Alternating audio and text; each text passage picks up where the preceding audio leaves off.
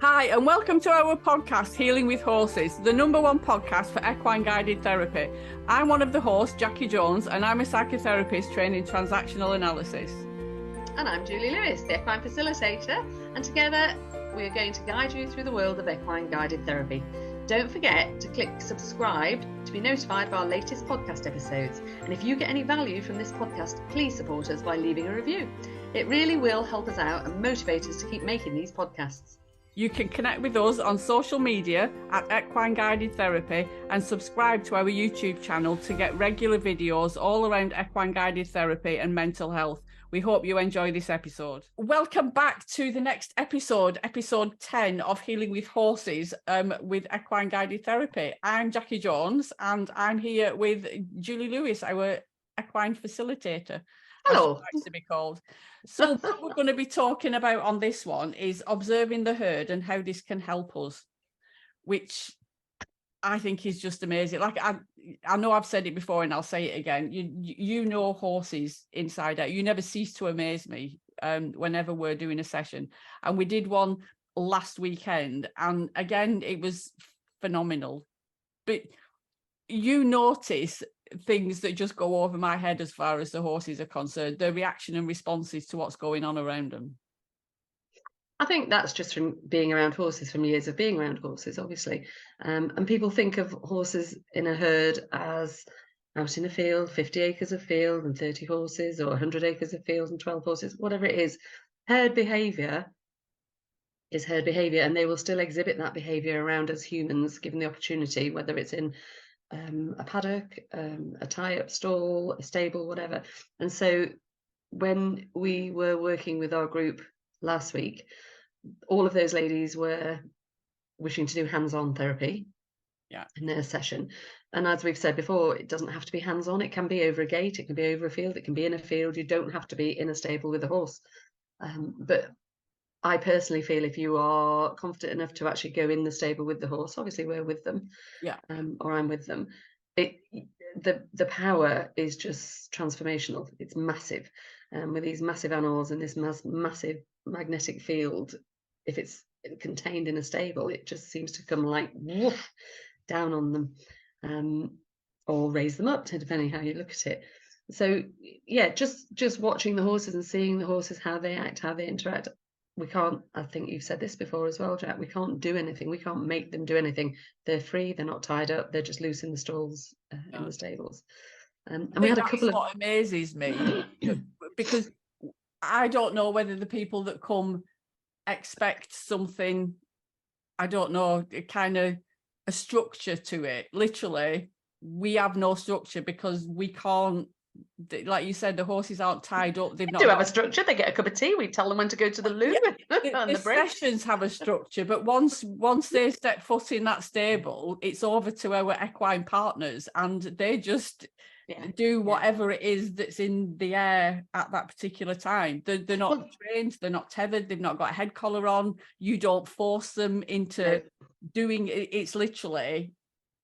They react, and we've talked about this in previous podcasts, haven't we? About being in the moment, about being reactionary, about being authentic. You cannot put on a face. You can't pretend that you're doing. You can't just go through the motions. And a classic example of that was this week, last week, should I say, because one of our ladies was in the middle of her piece with the horse, and he just froze completely. And you were all outside watching, so as I'm speaking, you could see what he was doing. And he completely froze with her, which I could see.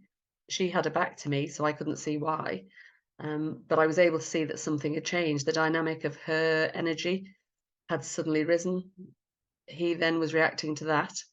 Didn't move his feet, didn't do anything like that, but his whole body language just changed, it altered. So then I was able to speak to her and say, right, whatever you were thinking, you need to stop it, because you're not in the moment, you're not going through the paces that we've already discussed. You need to try and get yourself into that pace, get your breathing sorted out, get your thoughts sorted out, slow it all down, and try and do what we've already talked about with them all pre-entering the stable. And she looked at me and actually said, you're right, I'm blah, blah, blah, blah, and wiggled it all out and said, right, now it's out, start again.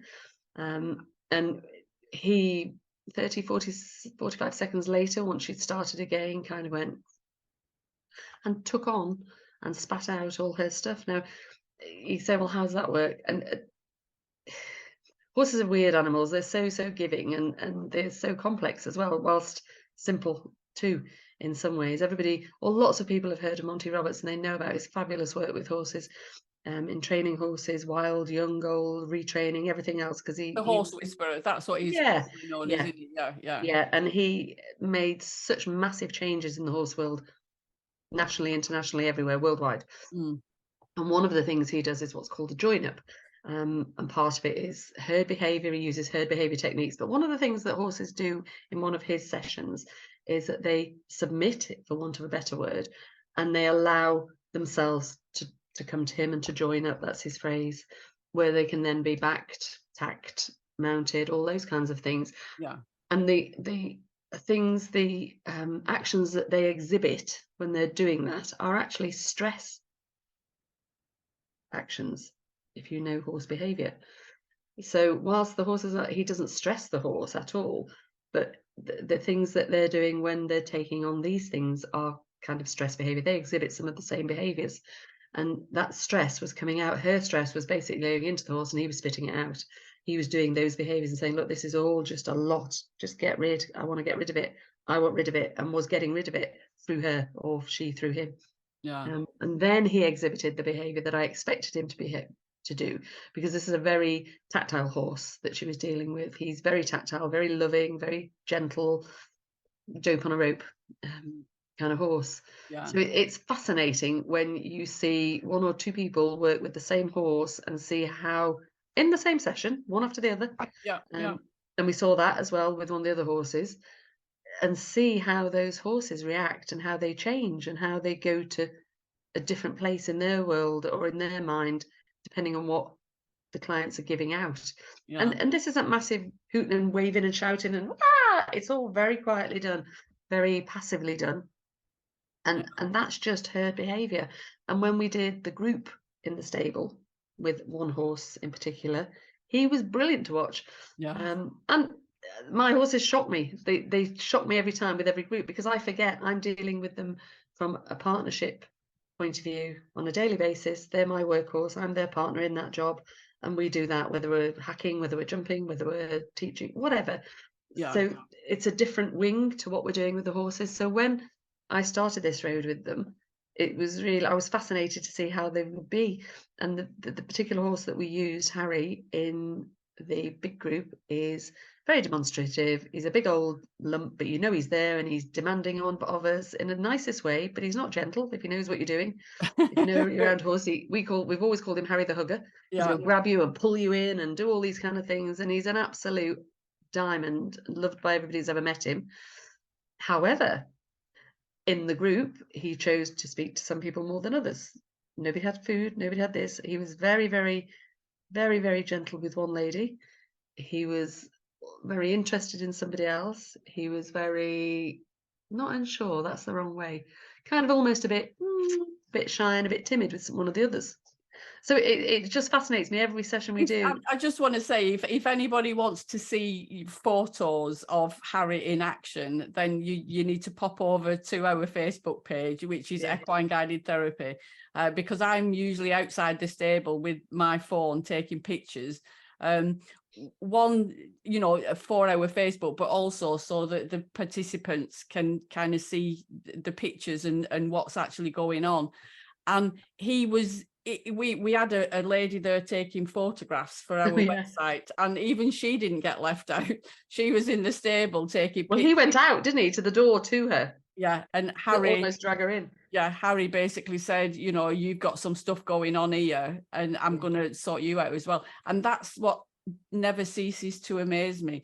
The energy that we go in the stable with is what they pick up on, and that's basically what it is. We have an intention of X, Y, or Z when we go in that space, and they pick up on it.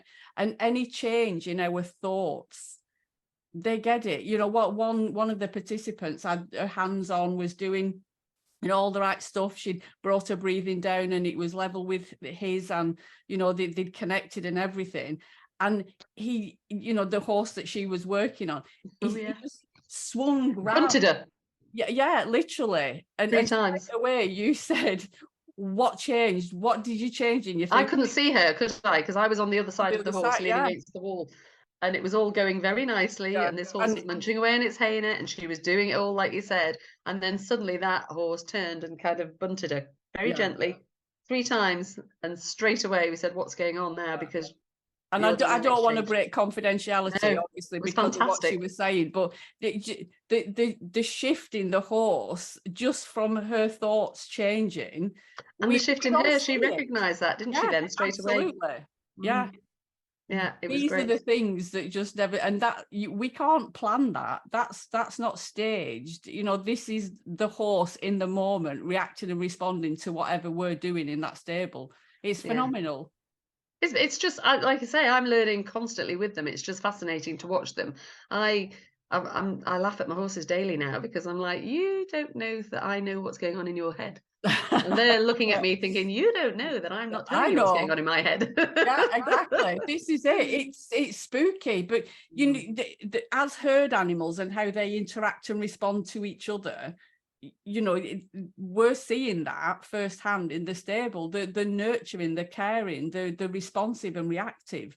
Mm, I've seen videos of horses. You know, they are prey animals. They kind of give messages to each other that they're in danger or they need something, and it's just those subtle changes that they yeah, do with each other that they pick up on. yeah, and the whole herd then will respond, and Yeah, that's the thing. I mean, just going backwards to those photos, if you do look at those photos, one of mine, everybody knows, thingy Mackey's book, The Fox, the Mole, the Horse, and the Child. So yeah. we've named one of them with Harry, the fox, the human, and the horse. No, the fox, the human, And the gosh, wolf. the human, the horse, and the wolf. Because Yeah, one of the ladies had a fabulous tattoo on her arm, and straight away I was like, oh my gosh, that's wonderful, because she was really in with him. He was all over her, and it yeah. was just a lovely, lovely moment. And I just thought that speaks volumes there. That It's is the whole, yeah, that's it. yeah. Um, so yeah, the herd behaviour isn't massive. It hasn't got, or the herd language isn't massive always. People think of, a tail flick. When you see films, you hear everything, and there's horses doing this all the time. If you're around horses, you know that doesn't happen a lot all the time. It happens when there's changes. So, for example, on my yard, if some of them are being turned out and others aren't, they'll be shouting, "Oi, mate, what you doing? Why aren't you coming out? Oi, mate, I'm out. Where are you?" Yeah. That's their kind of behaviour.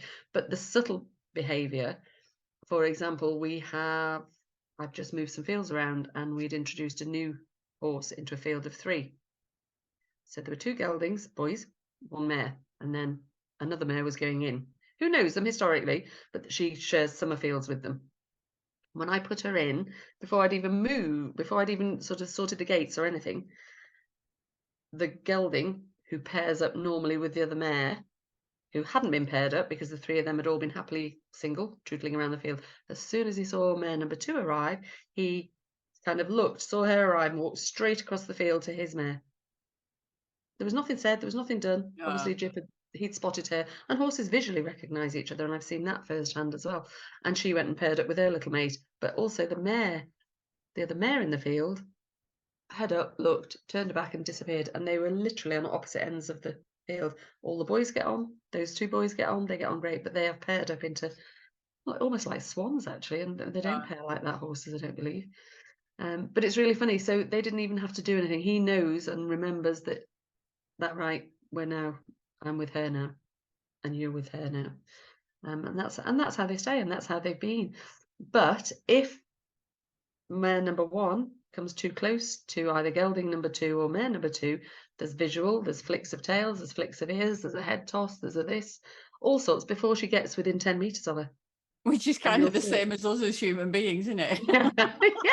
Well, yeah, you'll see somebody coming down the street and you'll suddenly get very interested in what's that in Samuel's window? What's in H. Samuel's window? I really like the look of that watch, because you've seen somebody walking up the high street that you don't want to talk to. Yeah. Or you'll nip into the nearest toilet or cafe, or suddenly you'll suddenly want a sandwich or a Greg's sausage roll, even though it's only 8:30 in the morning. Yeah. So yeah, it's all herd behaviour. They do the same avoidance techniques in some ways that we do, visual ones, but theirs is much more subtle. Yeah. So We could learn so much from them. You know me, I just love being around them. I just, being around yeah, me. nature, being outdoors, all that sort of stuff. I just think we get so much from it, going back to how we used to be. So until next time, Ju, we'll leave it there. What we're going to be talking about next time is how horses help us find peace and relaxation. Wow, that's a big one. It's a heavy one, or not? Well, let's see if we get there. Until Let's see if we can find out. Speak soon. Bye. Bye. Thanks for listening to this episode of Healing with Horses. Please follow us on whatever platform you're currently listening on and leave us a review. And if you got value from this episode, please share it so that others get value from it too. You can connect with us on Facebook, Instagram and YouTube at Equine Guided Therapy. Or you can visit our website, equineguidedtherapy.com, to book a session with us. Thanks for listening, and we hope to see you all soon.